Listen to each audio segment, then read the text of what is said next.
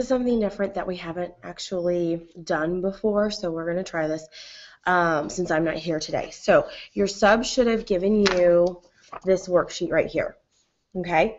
So go ahead and grab that out and follow along. I'm going to kind of walk you through it since I'm not here. You will have tomorrow to work on this, so you don't have to stress out and try to get this all done because this is a fairly large assignment, so you don't need to rush all the way through it. So, okay. Sorry, I had a pop-up that just popped up. So, okay. So at the very, very top, we're going to go through step 1. You need to complete the squares for each element by adding the atomic name, number, and mass. So you should have, I believe, 2 different sheets like this. A lot of times when people get this handed out to them, they try to hand back one of them because they think it's the same. So make sure you've got 2 sheets. They're different. This one has nitrogen at the top. Your second one is going to have boron at the top. So they are different, so make sure you have 2 of them because you need both of them. So you can go ahead and grab the one that says boron on the top. So the one that says boron right here, okay? Because that's what the example up here is. It's boron. So what you're going to do is you're going to write the atomic number at the top of the square. So right up here, and that first blank line, you're going to write the atomic number. You can use the books on the desks to help you remember the periodic tables in the back cover of your textbook there. So write down the atomic number.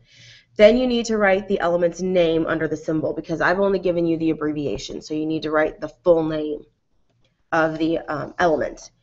Underneath on this bottom line, the second one that's kind of shorter, that one you need to write the atomic mass. You can go ahead and round it up to the nearest or round it down to the nearest whole number, or you can go ahead and write it with the decimal. It doesn't matter to me. So that's step number 1. You're going to want to do that for all of these. Your second step, you need to figure out the number of protons, neutrons, and electrons. And remember, to find the number of protons, you're going to take that atomic number. So your number of protons is the same as the atomic number. Same thing goes with your electrons. Your electrons are the same number as this atomic number up here. Now hopefully you remember to find neutrons, you're going to take the atomic mass here, this one right here, take the atomic mass and subtract it by the atomic number.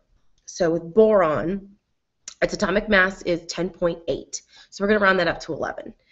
Our atomic number is 5. So to find the number of neutrons, we're going to take 11 minus 5. So boron has 6 neutrons. Okay, so again, you're going to calculate all of those for all of these, all 18 of the elements. Then what you're going to do for step number 3, if you're following along right here, step number 3, you're going to create a Bohr diagram and for your element. The Bohr diagram is the one with the orbitals here, and I have actually kind of helped you out. I have given you a the number of orbitals that you're actually going to need, so that'll kind of help you out. So like boron has 2 orbitals, but helium down here only has 1 orbital, so you don't need any more. So if you end up with more electrons, that means it's probably not right. Or if you only on this one, if it's on phosphorus here, this one has 3. If you end up only putting electrons into the second one, you probably didn't do it right, so go back and double check. Okay, don't forget, in the center, you're probably going to have to draw them pretty small for some of these because I didn't leave you enough room. I'm sorry about that. I keep forgetting that I need to redo that. You want to put your number of protons and your number of neutrons. If you want to put little pluses in there, or if you want to put a P for the proton, that's fine. And then just a little circle for the neutron or an N for the neutron. You can put those in the center. And then you're going to either put X's or you're going to put circles, dots. I think on your example here, they use dots. Now, the example does not have the protons and neutrons in the middle, so just understand that you will need to put the protons and neutrons in the middle. But then you go ahead and fill out the number of neutrons. So boron, for example, has 5 electrons. So you're going to have to put 5 electrons on your outer shell. Also remember, the number of electrons that can go in that first orbital is 2. So you can't put more than 2 into that first orbital. So you're going to put 1, 2, but I need 5. So then I've got to go to the second orbital and do 3, 4, 5. So hopefully you remember that 2 electrons sits in the first one, 8 will fit in the second one, and up to 8 will fit in the third orbital. Okay, so 2 in the first, 8 in the second, 8 in the third. Then what you're going to do is you're going to step 4, create a Lewis dot structure. So if you remember this, we didn't get to practice this one as much. So if you do have questions, hopefully I should be here tomorrow. I can't imagine I wouldn't be. So so you'll be able to ask me questions tomorrow. But you're going to take that last orbital. So in this case, it's orbital number 2, that outside orbital. You're just going to copy where those electrons are. So we had electrons on the left, the top, and the right. So you're just going to copy those right there. Okay? Don't put in the second level, or if this is a third orbital, don't put in the first and the second orbital. I don't want all of the orbital. I don't want all of the electrons. I just want that last ring of electrons. Okay? And then if you are confused on step 3 and 4, skip them and go to step 5, because step 5 you should be able to do. You're going to color these a certain color. Okay?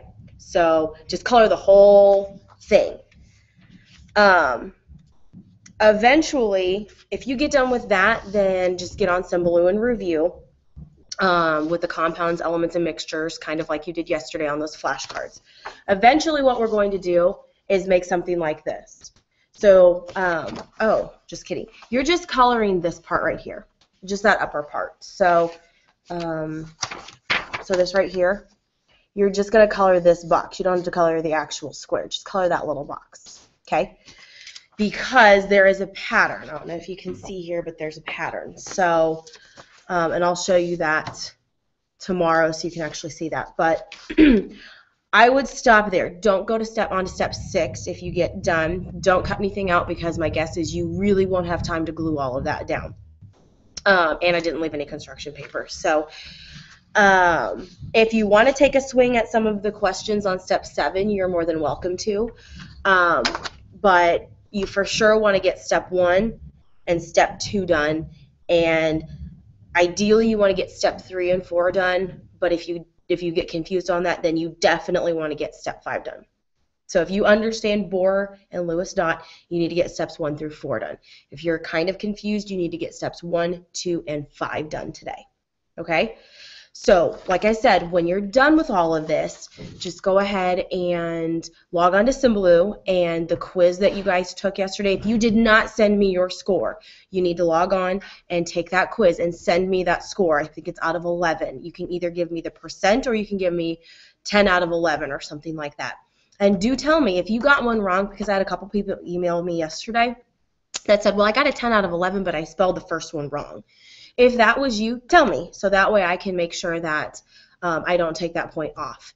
So you can review with the flashcards, you can review with the scatter game, you can take the test or the quiz again if you want to, but as long as you've already sent me the quiz, you don't have to resend me your score. You can just use that to review.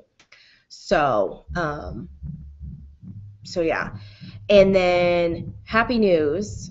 Since I'm not here to review with you, I'm going to go ahead and push that quiz back until Wednesday. So you don't have to worry about the quiz tomorrow. So enjoy your evening not studying for science. But do keep practicing, because we will have that quiz on Wednesday. So, and then like I said, you will have time to work on this tomorrow. So it is not homework, okay? So if you do have any questions, you can try to email me. I'm probably in commute right now, but I will try to, once I get home, depending on when I get home, it'll be between 11:30 and 11:45 by the time I can check my mail. So I will try to check it once I get home. So if you do have questions, go ahead and email me, and then just remember, but just know that I may not be able to email you back till about 11:45. So yeah, good luck. I know you guys will be great for the sub, and I will see you tomorrow.